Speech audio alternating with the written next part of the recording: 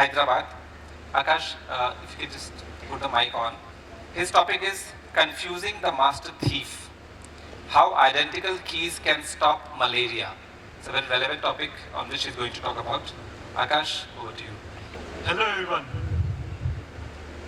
Let me ask you a question. How many of you got bitten by a mosquito in last 1 week? Quite most of you, right? If I tell you that these mosquitoes contains malaria parasite, a deadly malaria parasite that can cause a malaria disease in human being. Scary, right? That's also become very scary if you read a recent WHO report that says every minute a child dies due to malaria. This is a recent 2025 WHO report and still happening right now. And as I stand here speaking to you, the clock is ticking. This is not just a disease, it's a threat, a microscopic killer that does not care about your age, your wealth, your dreams, or your potential. 282 million people are infected right now, and the numbers are still rising.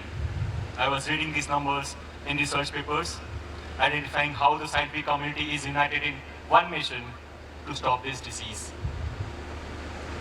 I came to malaria research because I was inspired by these studies, and what most fascinated to me is that despite all the efforts, this parasite keeps escaping.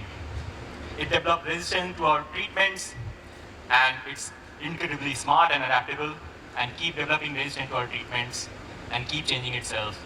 And that's why creating vaccines are so challenging, and that's why many traditional approaches are keep hitting dead end. So I thought differently. Instead of asking how we can stop it, I asked, what if we understand exactly what weapon it uses to break into our cell? By understanding it deeply first, I can fight it more strategically. And that was my turning point. Malaria was no longer just a global health problem on a WHO report, it became my scientific problem too. Now that I've told you how smart and resistant this parasite is, let me tell you the story. A story about a criminal thief and its very special master key. Imagine that criminal thief is Plasmodium falciparum, a deadliest malaria parasite species. Every year, this microscopic killer kills over 600,000 people by breaking into our red blood cell, making our own blood into its personal treasure vault. And how does this thief operate? It uses its very special master key called Ralph protein to unlock and enter into red blood cell.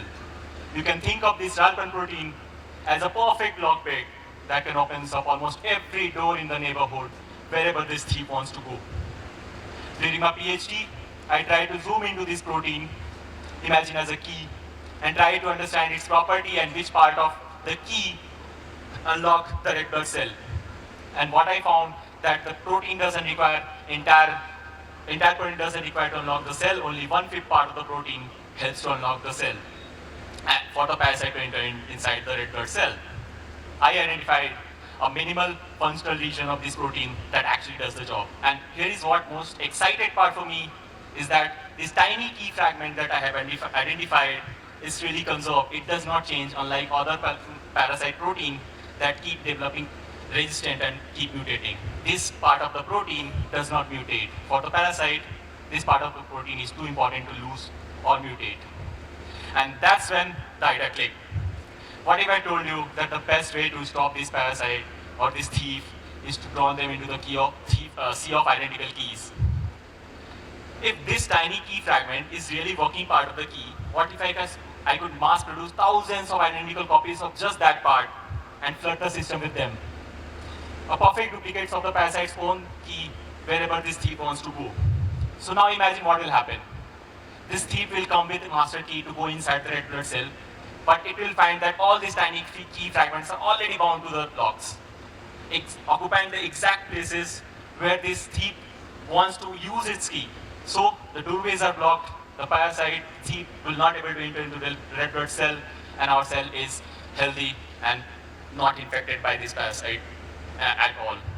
So by understanding this tiny key fragment and copying in a smarter way, we can turn this parasite's own perfect weapon against itself and open up a very hard to escape strategy to protect people from malaria. I'm not a doctor in a hospital and I don't treat patients at the bedside. My battlefield is my lab, where I work with red blood cells, parasites, and protein. Working on this tiny key fragment is my way of joining this global fight against malaria.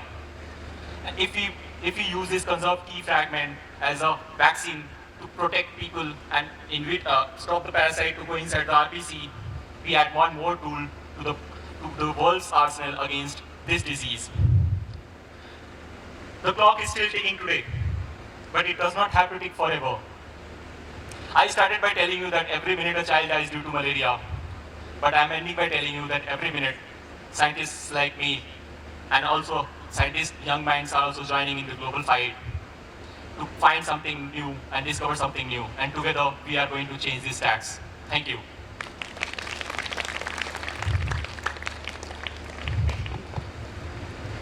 All right. Yeah. Yeah, thank you. That was interesting. So, at what stage is this research of yours? Have you had success? What have you tested it on? Where is it going?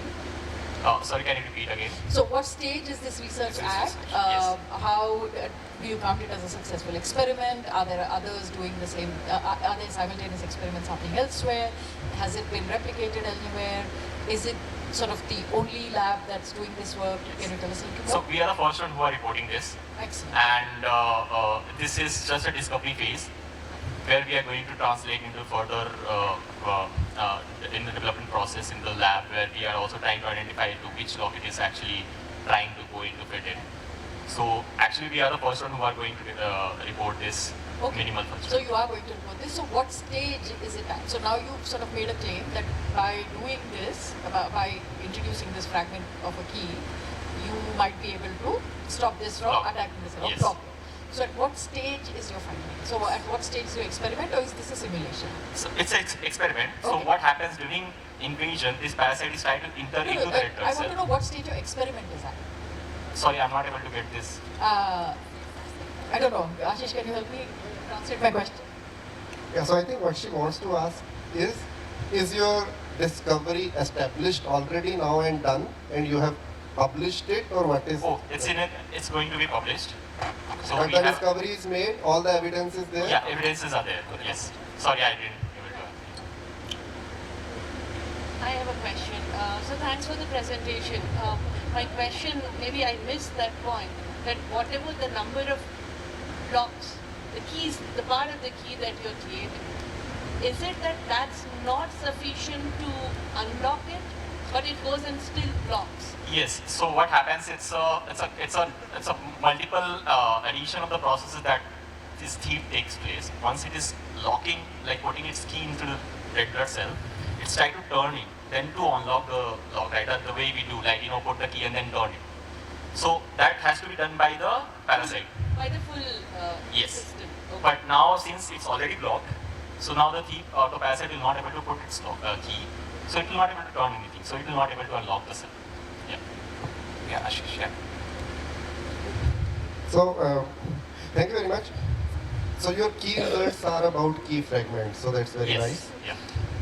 My question is, do all of the red blood cells of the body have to be tagged with these key fragments which you are creating now? Theoretically, yes. So then will I not be diseased? So that we still don't know what kind of lock it is going to fit.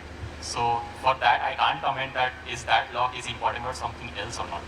Yeah, I mean, I'm a bit surprised that if we are going to tag each and every red blood cell with something else from outside, Yes. how will it affect my body? Yeah, So- that's true. So what we have another analogy is that we can prepare an antibody against this and try to block the key itself. Yeah, so that would be another work, but Yes. this is the work which I was Yes, asking yeah, a question yeah. about. Okay, thank you very much. Thank you. Any questions from you? Yeah. Sarang? Both of them have a question.